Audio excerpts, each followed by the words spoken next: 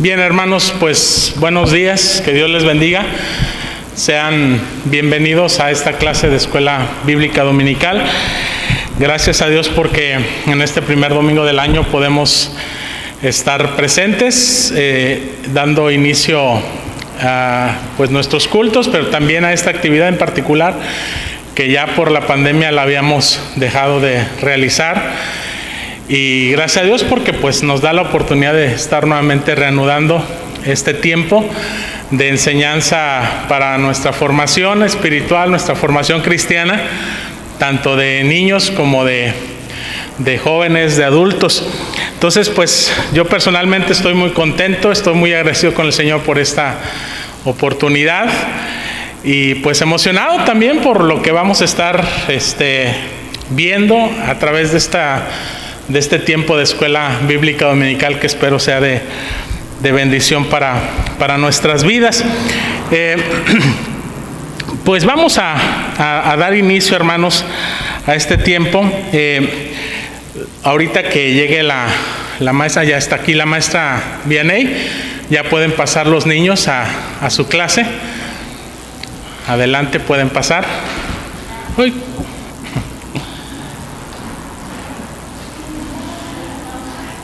Y bueno, pues explico un poquito de qué se va a tratar este tiempo, hermanos, de Escuela Bíblica Dominical. Vamos a estar estudiando, analizando el Catecismo de Heidelberg, ¿sí? El Catecismo de Heidelberg, que bueno, ahorita vamos a ver una introducción de qué se trata este catecismo y vamos a abarcar las primeras dos preguntas del Catecismo de Heidelberg. Vamos a iniciar con una lectura bíblica en la palabra de nuestro Dios, en la carta del apóstol Pablo a los Romanos, capítulo 1, versículos del 1 al 17.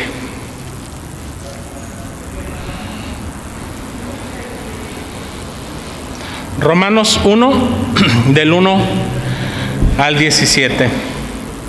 Si lo tenemos, nos ponemos en pie, hermanos, para leer la palabra de nuestro Dios. Dice la Escritura, vamos a leer unidos, hermanos, esta porción.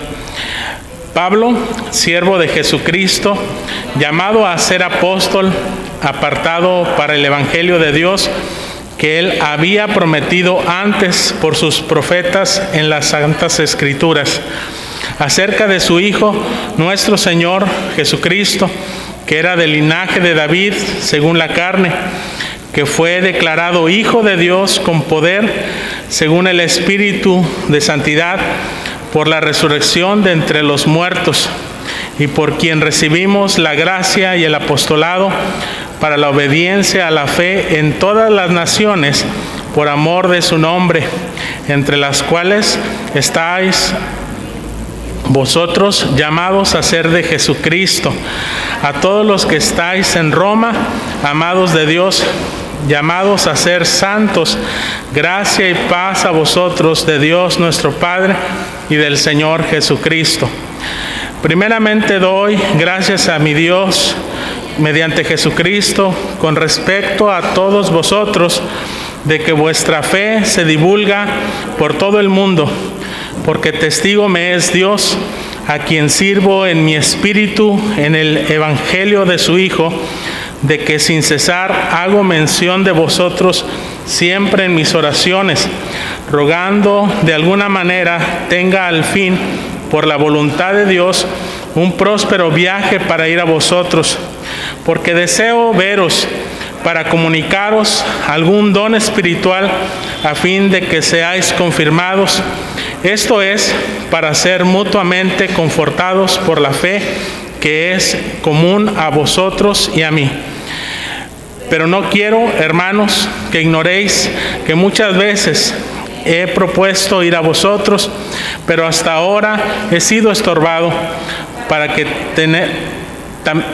tener también entre vosotros algún fruto como entre los demás gentiles, a griegos y y a no griegos, a sabios y a no sabios soy deudor.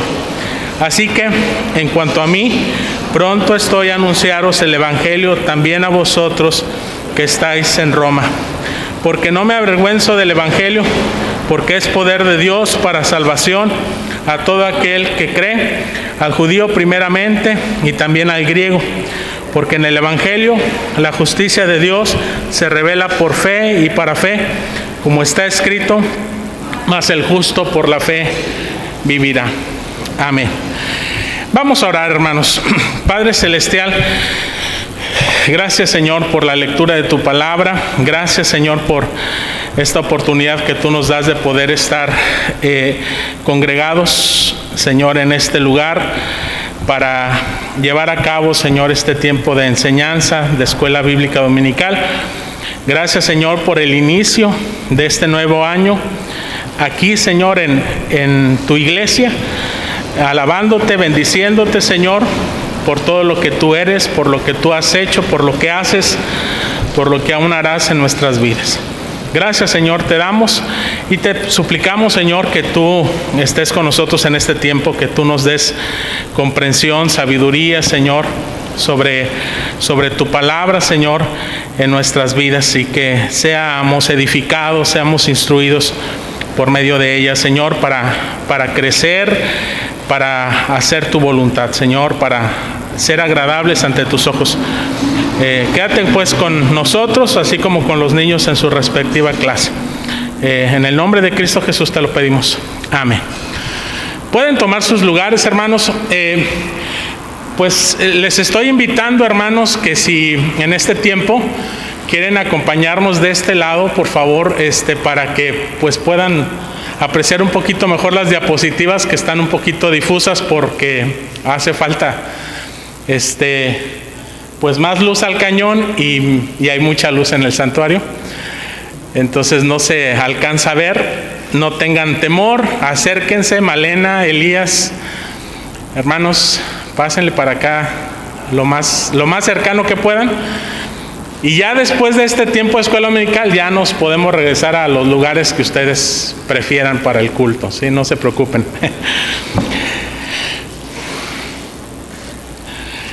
Bien, hermanos, la manera en cómo vamos a estar llevando a cabo nuestro tiempo de escuela bíblica dominical va a ser de la siguiente manera. Generalmente tenemos un devocional, después repartimos clases, se llevan a cabo las lecciones, regresamos, hay un repaso de clases y bueno, se concluye. En esta ocasión no va a ser así, por cuestiones un poquito de tiempo, que estamos más limitados y que necesitamos iniciar a las 12 del mediodía nuestro culto. Vamos a iniciar directamente con nuestras clases en nuestros respectivos salones. Los niños pasarán directamente a su clase, bueno, cuando ya esté aquí su maestra, y nosotros pues vamos a estar aquí en el santuario. Y básicamente vamos a tener un devocional muy breve como el que hemos tenido, una lectura bíblica, una oración. Pasaremos inmediatamente a la lección. No habrá repaso de clases, ¿sí? Vamos a concluir básicamente con una oración. Vamos a recoger nuestras ofrendas y ya, vamos a dar paso posteriormente al culto de adoración. Necesitamos concluir antes de las 12 para poder hacer el movimiento de la computadora, la instalación y todo para la posterior transmisión del culto. Le recordamos que pues este tiempo no está siendo transmitido en vivo, sí está siendo grabado, ¿verdad? Para poder tener este material y ponerlo posteriormente a disposición en la página, en el canal de YouTube de la iglesia, pero no lo vamos a estar subiendo seguido, es decir, vamos a acumular una serie de clases, posteriormente las vamos a subir y así. Así que pues la mejor manera de poder aprovechar este tiempo de escuela dominical pues es estar aquí presencialmente para poder pues participar también, hermanos, que es parte de la idea. Ahora, por otra parte, hermanos, pues me siento un poquito frustrado porque el material que yo les había preparado, bueno, que se imprimió y se fotocopió, no me lo pudieron entregar. No por falta de tiempo, sino porque, aunque se hizo el día miércoles pasado, se suponía que me lo entregaban para el jueves, ahí donde lo mandé fotocopiar y engargolar, ya no abrieron ni el jueves, ni el viernes, pues ya mucho menos sábado, así que prácticamente me quedé sin poder recoger el material. Cosa que pues no me avisaron tampoco que no iban a abrir, me dijeron sí, venga mañana, y pues resulta que fui y ya no estaba abierto. Entonces, y lo malo es que dejé casi la mayoría pagado, ¿verdad? Pero bueno, así que pues la idea era entregarles en este momento una copia del Catecismo de Heidelberg a cada quien, a cada uno de ustedes, porque sobre eso es que vamos nosotros a estar siguiendo las lecciones domingo con domingo. Así que en esta ocasión pues no vamos a tener un material en nuestra mano, pero pues yo espero que podamos sacarle provecho a esta clase, y posteriormente, ya que me entreguen, espero el día de mañana el material, pues más tarde el próximo domingo, cuando los pueda ver, pues les voy a ir entregando el catecismo. Por ahí también se los voy a hacer llegar al grupo de la iglesia en PDF, ¿sí? Para que ya ustedes lo vayan checando en PDF, pero pues lo ideal es tenerlo ahí impreso, ¿verdad? Es mucho más práctico, sobre todo al momento de la clase. Bueno, así es como vamos a estar teniendo este tiempo, hermanos. Entonces quiero pasar un video como de 6-7 minutos, que es una introducción al Catecismo de Heidelberg. Posiblemente no se vaya a ver la imagen, pero lo más importante es que podamos escuchar lo que ahí se nos dice, para tener una idea general de qué se trata este catecismo y por qué es importante que nosotros lo estudiemos como iglesia. Entonces, voy a poner.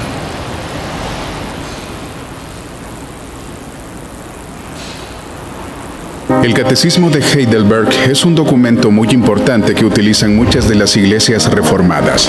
Este documento se preparó como parte de un programa de reforma dirigido por el lector Federico III el Piadoso, que intentaba completar la reforma en el Palatinado, un enclave de tendencia calvinista en el Sacro Imperio Romano, cuya capital era Heidelberg. La ciudad se caracterizaba por su ambiente académico gracias a su famosa universidad.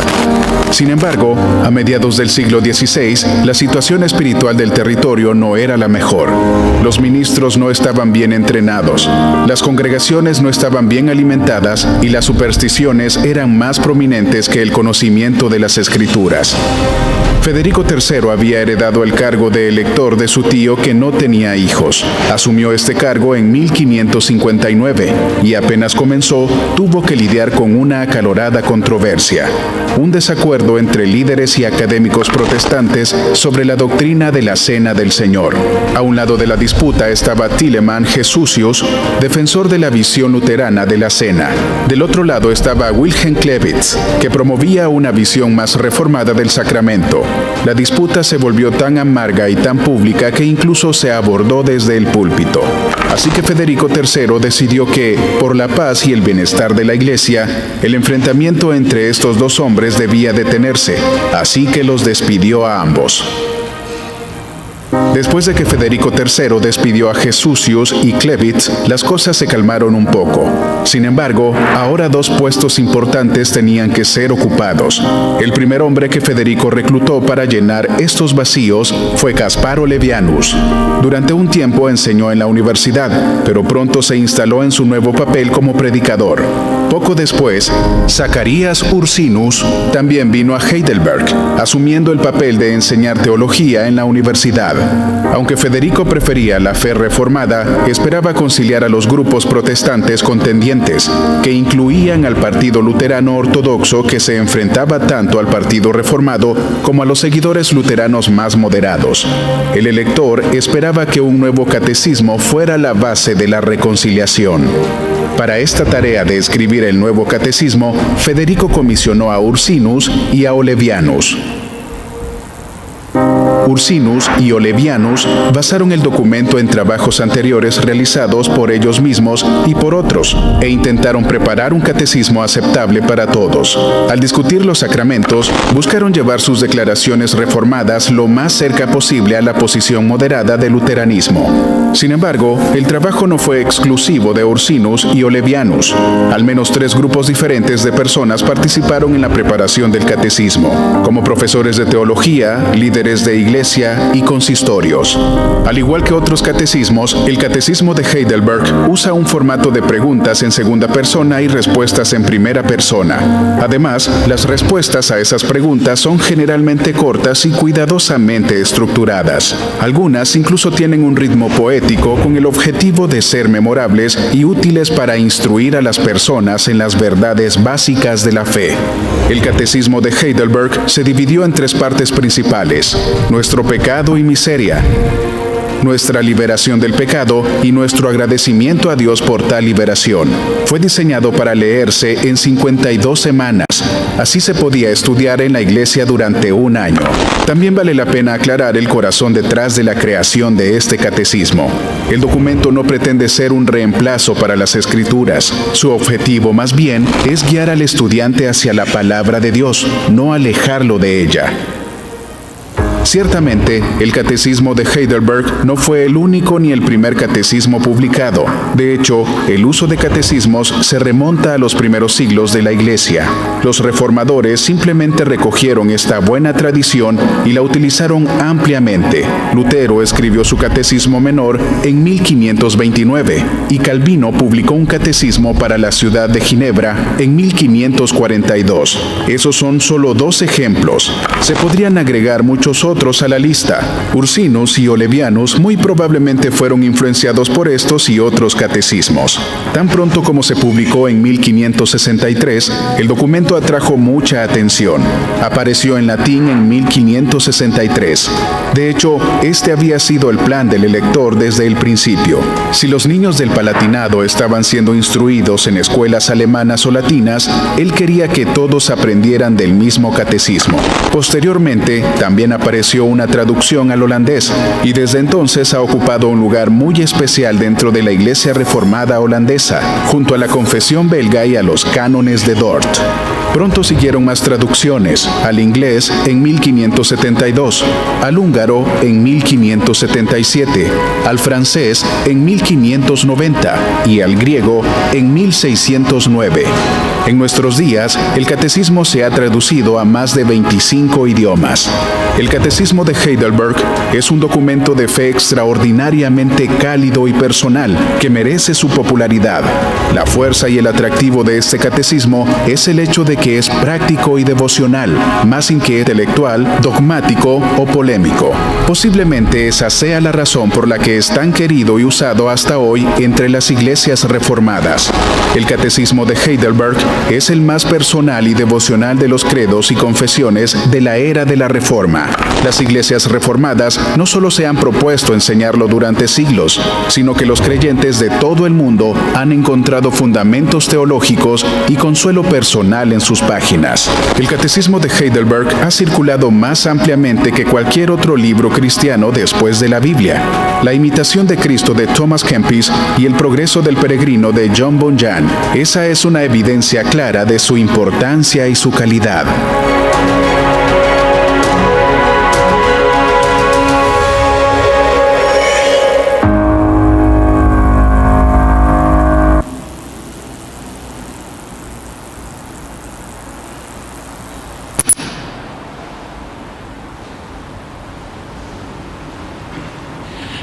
Bien, hermanos, pues eso fue una introducción, una idea general acerca de lo que es el Catecismo de Heidelberg.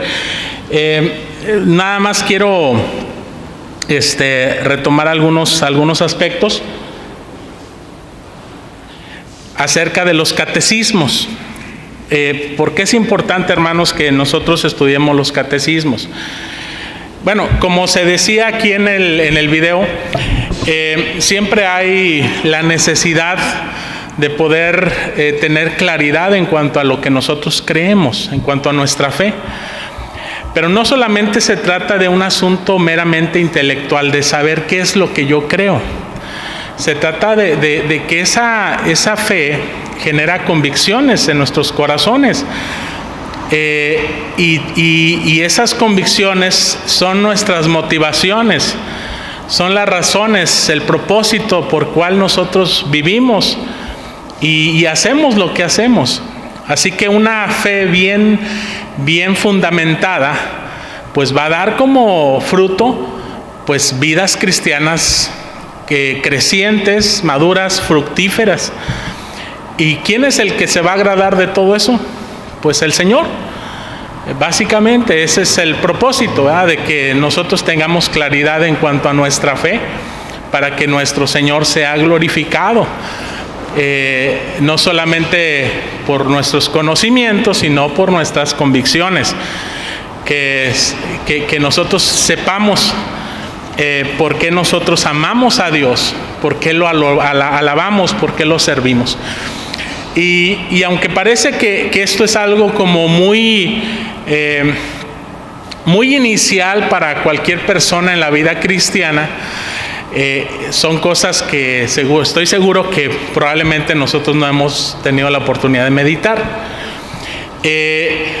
Yo no sé, los que tienen más tiempo en la iglesia, aquí en la iglesia local, si ya anteriormente habían visto el catecismo de Heidelberg.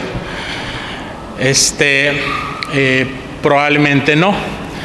Generalmente nos enfocamos más en nuestra fe reformada al catecismo de Westminster y a la confesión de Westminster, que de hecho son posteriores al catecismo de Heidelberg. Y de hecho la confesión y el catecismo de Westminster toma parte de lo que el mismo catecismo de Heidelberg está enseñando, parte de su estructura, incluso muchas de sus preguntas, prácticamente lo adapta, digamos en este caso, a las necesidades que había en la iglesia en Inglaterra, que es de donde se elabora la confesión de fe y el catecismo de Westminster. Entonces, eso es importante, hermanos. Ahora, hablando un poquito acerca de la palabra catecismo, viene de una raíz griega que es kataeko, que significa literalmente resonido o eco en nuestro propio lenguaje, en nuestro propio idioma. ¿Qué significa eso? Bueno, la palabra catecismo hace referencia al método de enseñanza que se empleaba o que emplea preguntas y respuestas. Eso es básicamente un catecismo, son preguntas y son respuestas. Y esto es un método de enseñanza y no es algo nuevo, hermanos. Ha existido no solamente en la historia de la iglesia desde los primeros siglos, sino desde antes. Es decir, los griegos ya enseñaban de esta manera. Ellos enseñaban a través de preguntas y respuestas a sus alumnos. De tal manera que la iglesia cristiana toma esta metodología para poder enseñar sus propias doctrinas, enseñar, vaya la redundancia, la enseñanza de la palabra de nuestro Dios. Y como se decía, un buen catecismo, un catecismo cristiano, evangélico, reformado, tiene el propósito de acercarnos más a la palabra de Dios, a un mayor entendimiento de la palabra de Dios, no alejarnos de ella. ¿Por qué? Porque el interés es poder mostrar las enseñanzas de la palabra de Dios como la verdad, como la regla de fe y conducta que es la Biblia. No estamos a través de un catecismo buscando implementar dogmas, enseñanzas de hombres, sino de Dios, de su palabra. Así que por eso es importante. Y bueno, como ya se decía, Heidelberg, bueno, algunos pronuncian Heidelberg, otros Heidelberg, es el nombre de una ciudad alemana. donde se elaboró este catecismo, por eso lleva ese nombre. Igual Westminster, por eso lleva el nombre del lugar de donde se elaboró. No es un nombre personal particular de alguien. Ahora, algo que también se dijo en esta introducción es que fue escrito, bueno, más que fue escrito, fue publicado en 1563. Ya tiene su tiempo, y los principales autores, porque ciertamente colaboraron ellos, o hubo otros que colaboraron con ellos, pero quienes estuvieron a su cargo este trabajo fue Zacarías Ursino y Gaspar Olevianos. Uno era discípulo de Juan Calvino, el otro era discípulo de Martín Lutero. Y no obstante, en el caso de Gaspar Olevianos, que era no discípulo de Martín Lutero, más bien del maestro o del teólogo de Martín Lutero, que era Melanchthon, así se apellidaba, no recuerdo exactamente el nombre, si era Felipe, se me va ahorita el dato del nombre, pero era Melanchthon. Él era como el teólogo de Martín Lutero, y él fue el maestro de Gaspar Olevianos. Entonces, aunque él tenía un trasfondo luterano, él se inclinó más y más cada vez a la fe reformada, hacia el calvinismo. Y como lo vemos en ese contexto histórico, hermanos, había recién iniciada la reforma, es decir, 1517 a 1563, pues no hay muchos años, están todavía las polémicas, las disputas sobre quién tiene la razón, si los calvinistas o los luteranos, y pues fueron controversias que se dieron dentro de los protestantes.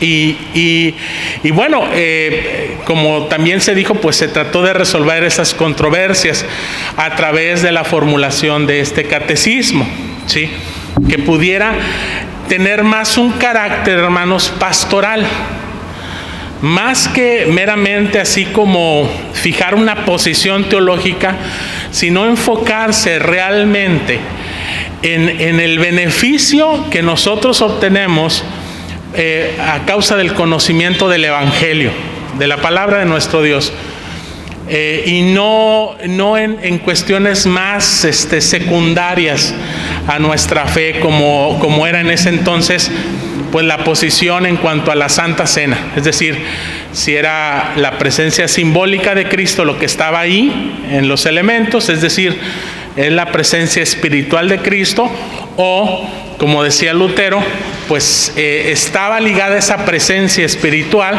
a los elementos. Lutero defendía lo que era la consubstanciación, es decir, que la presencia de Cristo estaba ligada a los elementos. Sin los elementos no eran la presencia de Cristo no eran los elementos, pero estaba ligado.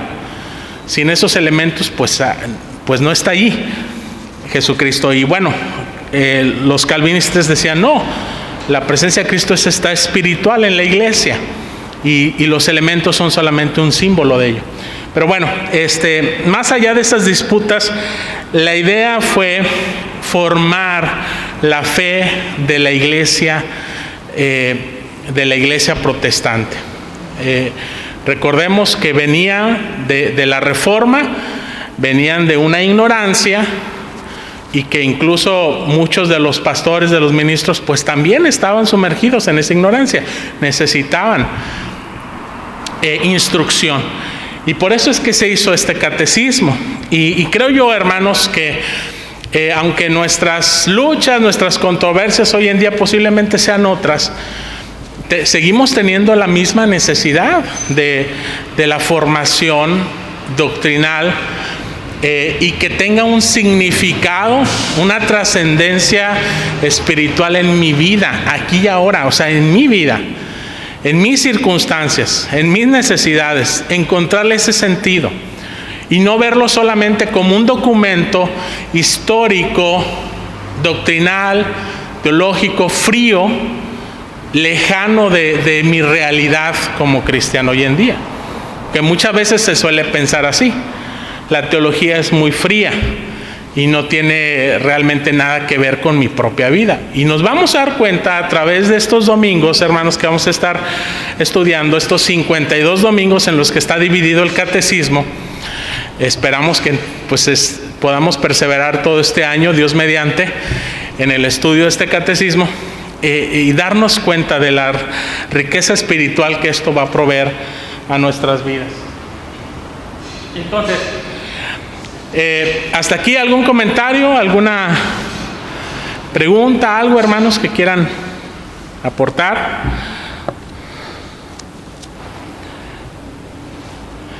¿Todo claro hasta ahorita? Bueno, vamos a pasar entonces a la primera pregunta del catecismo, ¿sí? La primera pregunta es: ¿cuál es tu único consuelo tanto en la vida como en la muerte?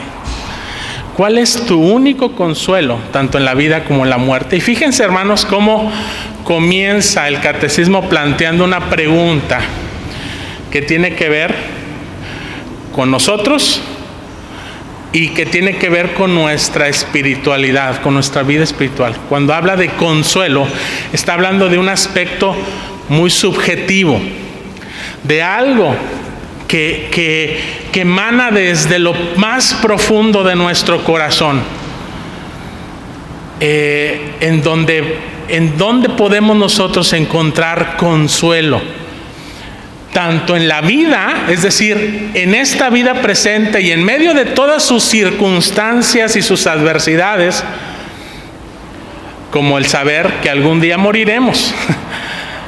¿Qué es lo que a mí me va a consolar aún en el mismo día de mi muerte?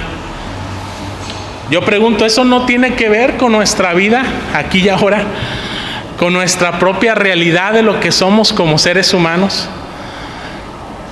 ¿Con nuestras preguntas existenciales muchas veces, ¿verdad? ¿Cuál es el sentido de esta vida?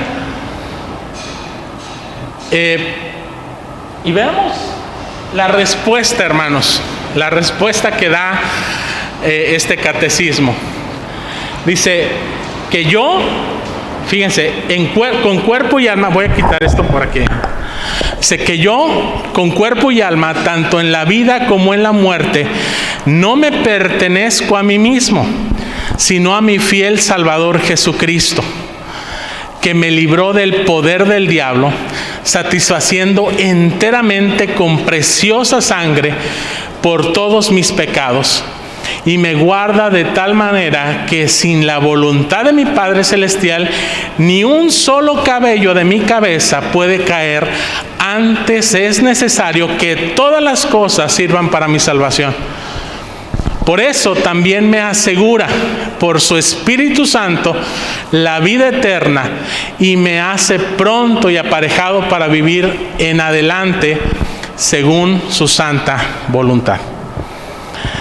Es una respuesta un poco amplia, hermanos, pero creo yo, hermanos, los que conocemos el Evangelio, que experimentamos el Evangelio en nuestras vidas, podemos estar totalmente de acuerdo con lo que aquí se afirma, porque no es otra cosa sino las verdades de las Sagradas Escrituras.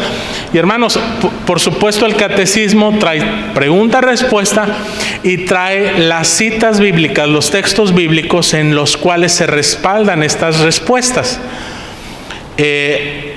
Ahorita, pues como no tenemos el texto en nuestras manos, pues no podemos verlas, pero yo he sacado esos textos y quiero darle lectura a algunos de esos textos que nos hablan precisamente de estas cosas. Dice Romanos 14:8: pues si vivimos, para el Señor vivimos, y si morimos, para Él morimos. Así que ya sea que vivamos o sea que muramos, del Señor somos. No me pertenezco a mí mismo, le pertenezco al Señor. Dice 1 Corintios 6:19, ¿no sabéis que vuestro cuerpo es santuario del Espíritu Santo que está en vosotros, el cual tenéis de Dios y que no sois vuestros? Hermanos, ese sentido de pertenencia, ese sentido de significado en nuestra vida, no lo vamos a encontrar de manera autónoma en nosotros mismos. Lo encontramos en Dios y en nuestro Señor Jesucristo, a quien le pertenecemos. Él es nuestro dueño. Y Él es quien define y decide sobre nuestras vidas, lo que nosotros somos, lo que Él quiere que nosotros lleguemos a ser. No lo decidimos nosotros, es el Señor que tiene derechos de creación sobre nuestras vidas. 1 Corintios 3:23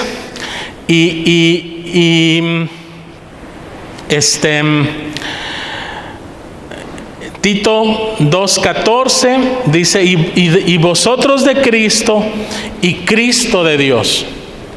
Cuando está hablando el apóstol Pablo que nosotros le pertenecemos a Cristo y Cristo a Dios. Somos uno con Él. Hebreos 2:14 y primera de Juan 3:8 y Juan del 8 al 34 al 36. Voy a leer todos esos textos seguidos. Así que por cuanto sois hijos, han tenido en común una sangre y una carne también, una carne y una sangre. También Él participó igualmente de las mismas para destruir en medio de la muerte al que tenía el imperio de la muerte, esto es, al diablo.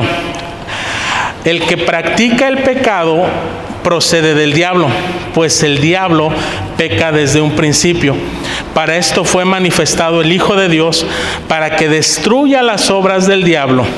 Jesús le respondió, de cierto os digo, que todo el que practica el pecado es esclavo del pecado. Y eso es parte de lo que nos está diciendo el catecismo, que Cristo, a quien le pertenezco, me ha liberado de la esclavitud del pecado y de la esclavitud del diablo. Y sigue diciendo la palabra de Dios en 1 Pedro 1 del 18 al 19 y 1 Juan 1 versículo 7 y capítulo 2 versículo 2 y 12. Sabiendo que fuisteis rescatados de vuestra vana manera de vivir, es decir, recibida de vuestros antepasados, no con cosas corruptibles como plata u oro, sino con la sangre preciosa de Cristo, como un cordero sin mancha y sin defecto. Pero si andamos en luz, como Él está en luz, tenemos comunión unos con otros, y la sangre de Jesús su Hijo nos limpia de pecado. Y Él es propicio por nuestros pecados, y no solo por los nuestros, sino también por los de todo el mundo. Os escribo, hijitos, porque los pecados os han sido perdonados por su nombre. Y sigue diciendo la palabra de Dios en Juan 6 del 39 y capítulo 10 versículo 28 y otros textos como 2 de Tesalonicenses y 1 Pedro. Dice, y esta es la voluntad del que me envió, que todo lo que me ha dado nada pierda de ello, sino que lo resucite en el día postrero, y les doy vida eterna para que de ningún modo perezcan eternamente. Y nadie los arrebatará de mi mano, pero fiel es el Señor, que os afianzará y protegerá del maligno, que sois guardados por el poder de Dios mediante la fe para alcanzar la salvación preparada para ser manifestada en el postrero tiempo. Y sigo leyendo otros textos. Mas en cuanto a vosotros, aún los cabellos de la cabeza, todos están contados, pero ni un cabello de vuestra cabeza perecerá. Y sabemos que a los que aman a Dios, todas las cosas les ayudan a bien. Esto es, a los que conforme a su propósito son llamados. El que también nos selló y nos dio las arras del Espíritu en nuestros corazones, mas el que nos hizo para esto mismo es Dios, quien nos dio las arras del Espíritu, que es las arras de nuestra herencia hasta la redención de la posesión para alabanza de su gloria. El Espíritu mismo da testimonio a nuestro espíritu de que somos hijos de Dios.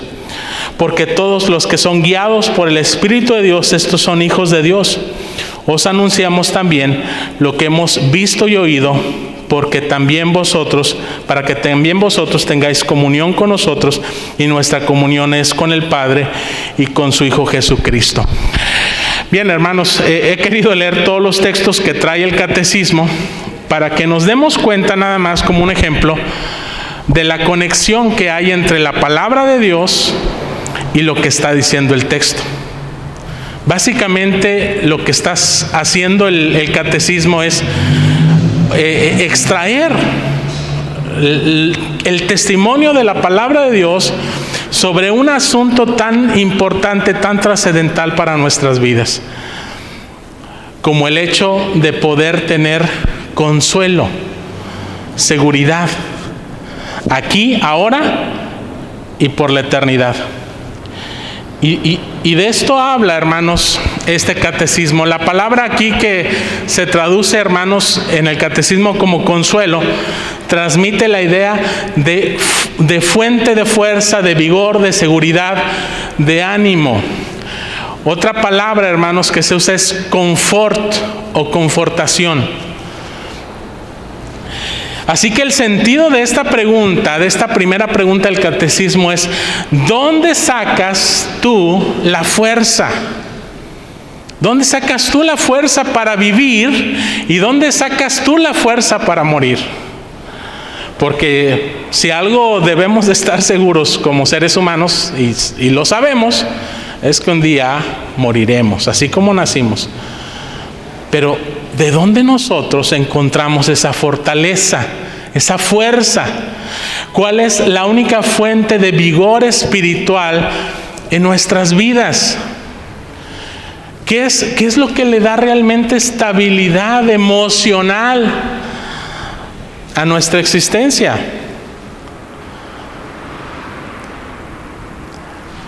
Porque la realidad, hermanos, es que como seres humanos, así como somos físicamente vulnerables, enfermamos, envejecemos, morimos, también espiritualmente somos igualmente vulnerables. Nos entristecemos, nos desanimamos, nos preocupamos, nos llenamos de ansiedades, y frente a todo eso, ¿dónde encuentro entonces la fortaleza? Y lo que está diciendo el catecismo es que lo que me da vigor para vivir es el hecho de que pertenezco a mi fiel Salvador. Y punto. Ahí es donde nosotros podemos encontrar ese confort, esa fortaleza en mi vida. Me da consuelo saber que me libró del poder del diablo y de las consecuencias eternas del pecado. Porque si algo nosotros podemos identificar en nuestra vida como la causa de todos nuestros males, es el pecado, desde el inicio de la creación. El pecado no solamente que mora como una naturaleza en nuestras vidas, sino el pecado personal que yo mismo ejerzo y bajo el dominio del cual sin Cristo me encontraba. Pero el Señor Jesucristo dijo que Él había venido para deshacer las obras del enemigo, para establecer su reino en nuestras vidas. Así que eso es muy, muy, muy importante. Me da seguridad saber que me cuida y controla todo, no solamente para mis circunstancias, para mi salvación. Me da fuerza por su Espíritu Santo, me capacita para hacer toda buena obra, me da voluntad y me adiestra para vivir para Él. Esto es de manera resumida lo que está diciendo el catecismo, hermanos, para nuestras vidas. ¿Tiene sentido? ¿Tiene algún tipo de impacto en nuestra vida espiritual? Me voy a ir un poquito más rápido, hermanos. Ya esta pregunta segunda es más breve, la respuesta. La segunda pregunta dice: ¿cuántas cosas debes saber para que, gozando de esta consolación, puedas vivir y morir dichosamente? Ya estableció el catecismo en quién nosotros encontramos consuelo. Ahora necesitamos entender por qué. ¿Por qué encontramos esta consolación o en base a qué? Y pues, ¿cuántas cosas debes saber? Bueno, el catecismo responde de la siguiente manera: 3. La primera, ¿cuán grandes son mis pecados y miserias? La segunda, ¿de qué manera puedo ser librado de ellos? Y la tercera, la gratitud que debo a Dios por su redención. Son las 3 grandes cosas que yo debo de crecer en mi conocimiento. Tener un entendimiento de cuán grandes son mis pecados, y a esto se le llama, hermanos, el triple conocimiento. ¿Sí? Mientras más entienda yo mi salvación, más preciosa entonces me será también esa salvación, y más profundo será mi gozo, mi gratitud, mi vida delante del Señor. Entonces, estas son las 3 cosas. Debo saber cuál es mi verdadera condición espiritual. Obviamente, esta condición sin Cristo, mi condición pecaminosa. Uno de los grandes problemas, hermanos, para la falta de crecimiento espiritual en nuestras vidas como cristianos es el no comprender el potencial del pecado en nuestras vidas. El no entender, diría Juan Calvino, ese 10% de pecado que se apega a nosotros y que no nos damos cuenta que está allí. No solamente sin Cristo, sino aún como cristianos. Las luchas espirituales que nosotros tenemos a causa de nuestra debilidad espiritual, que es el pecado. Debo saber que la condición en la que estoy no es placentera, hermanos. Es decir, a veces pensamos que el pecado causa placer y causa gozo. Y en la carne, temporalmente es posible que así sea. Pero una vez que nosotros conocemos a Dios y que comenzamos a vivir por el Espíritu, ya no podemos nosotros gozarnos en nuestra carne. Ya va a ser eso una causa de aflicción. Ya no va a ser un lugar de placer para estar ahí y permanecer ahí como antes y como el mundo vive, que no desea cambiar para nada. Para ellos el pecado es placentero, pero para el cristiano no. Y tercero, debo saber cómo expresar mi gratitud a Dios entonces, porque Él ha cambiado esa condición espiritual en mi vida. Entonces, hermanos, el catecismo se divide en 3 partes. La primera parte va a tratar el punto número 1. Y la segunda, y así. Va a dedicar ciertas preguntas a tratar cada uno de estos asuntos en particular. Entonces, en conclusión, hermanos, si el consuelo, el confort que es mío, que me pertenece por la fe en Cristo, ha de llegar a ser mi experiencia y posesión a través del triple conocimiento que hemos visto. El Catecismo de Heidelberg, como un maestro, nos lo va a enseñar. Y para lograrlo, el Catecismo de Heidelberg se organizó en 3 partes, bueno, lo que decía, que corresponden a las 3 cosas que debo saber, a fin de que sabiéndolas tenga consuelo. En otras palabras, hermanos, el catecismo está diseñado para ser de consolación. Por eso les digo que su carácter, más que ser simplemente un documento teológico, que no tiene nada de malo los documentos teológicos, es mucho más personal. El catecismo te habla de tú, en segunda persona, la pregunta es tú. Y luego uno responde en primera persona. Mi único consuelo. Esto tiene que ver con mi vida. Y bueno, la próxima lección, hermanos, vamos a leer y vamos a analizar las preguntas 3, 4 y 5, que son las que corresponden al domingo 2. Así como está organizado este catecismo por domingos. En 52 domingos, hermanos, Dios mediante, estaremos concluyendo las enseñanzas de este catecismo, que es todo este año. Así que, hermanos, pues yo les invito a perseverar, ¿sí? A perseverar en el estudio de la palabra de nuestro Dios, a leer los textos, hermanos, prepararnos leyendo la pregunta, la respuesta, pero los textos bíblicos, ¿sí?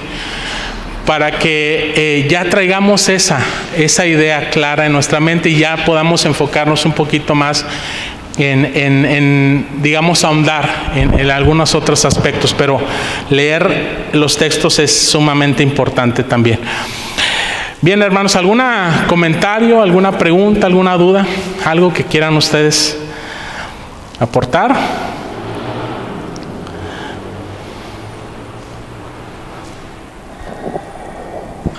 ¿Todo claro hasta aquí? ¿Sí? ¿Les gustaría seguir perseverando en la enseñanza de este catecismo? Bueno, vamos a ponernos en las manos de nuestro Dios. Padre Celestial, gracias te damos, Señor, por esta primer clase de escuela bíblica dominical que nos has permitido tener. Señor, gracias por la enseñanza de tu palabra, Señor, y gracias por la manera en que los autores de este catecismo, humanos, fueron ciertamente dirigidos por tu Espíritu Santo y por tu palabra para poder atender las necesidades más profundas de nuestras vidas, Señor, como cristianos. Ayúdanos, Señor, a profundizar en ellas, a asentar estos conocimientos en nuestros corazones, no solamente en nuestras mentes, y que esto, Señor, nos consuele verdaderamente, nos motive, nos dé fortaleza en esta vida presente, Señor, con todas sus adversidades, con todas las circunstancias por las que pasamos y pasaremos, Señor, porque tú dijiste que en el mundo tendríamos aflicción, pero tú dijiste: confiad, consolaos, que tú has vencido al mundo. Tú has vencido al mundo, tú has vencido el poder del diablo y el poder del pecado sobre nuestras vidas. Tenemos una nueva posición, Señor, contigo como tus hijos. Te pertenecemos, Señor, y queremos amarte, queremos honrarte, queremos servirte como tú eres digno, Señor. Nos ponemos en tus manos, en el nombre de Cristo Jesús. Amén.